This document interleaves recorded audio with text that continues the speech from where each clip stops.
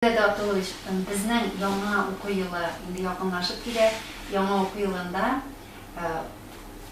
muallimlarga, o'quvchilarga bo'lak deb aytsak da bo'ladi. Mana Aylanatira dunyo kitobining 2-sinf o'quvchilari uchun o'zgarishlar kiring kitobga. Mana shu o'zgarishlar haqida birinchi so'z aytib ketsangiz edi.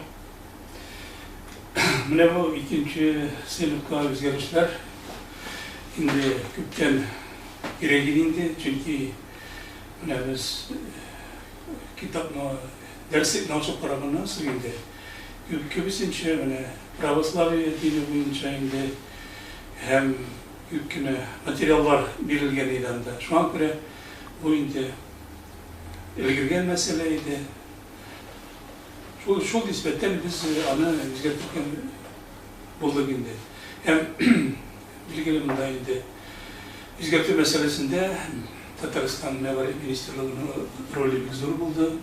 Chunki ular turdan turmasga bilan kirdilar ham ayrim temalarni o'zgartirgan bo'ldi.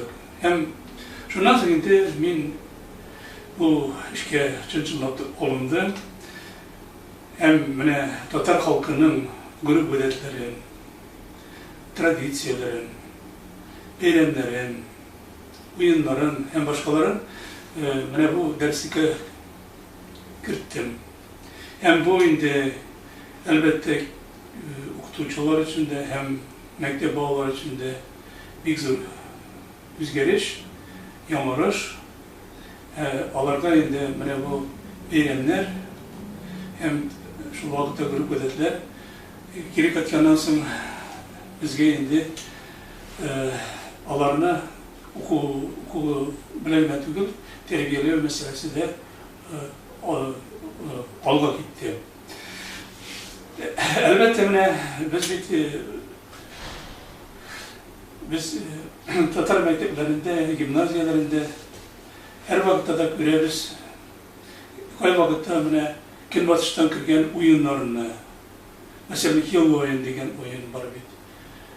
Hem shunga o'xshagan o'yinlar, ular endi bizning Tatar gimnaziyaları hem mekteplerin basıp oldu diyecekti yarayı.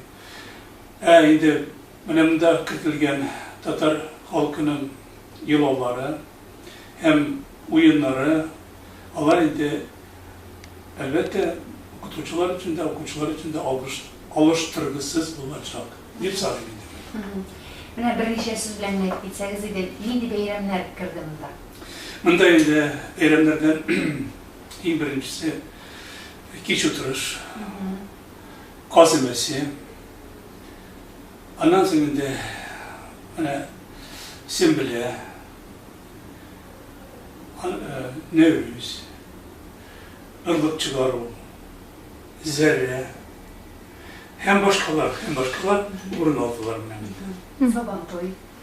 Sabantoy. Jo'rayt Abdullayev, mana bu 2-sinflar uchun ishlangan. Kelajakda davomi bo'lajaqmi? Mana 3-4-sinflarda bizning Aylanatira o'qitilar. Mana bu darsliklarni. Albatta mana bu darsliklarning bu masalasi Tatariston Ma'muriy ministerligidan qaraganda, agarda ular mana bu darslikni o'ng'oyoqdan topsalar endi kelajakda endi men ishonam, ular Moskva bilan o'rniga kiracaklar ham kelajakda 3-sinfning dersini işlemeye geçeceğiz. Biz de şanavuz, hem sizge bir zor uğraşlar, rahmetler ayıp kılaz. Rahmet sizge.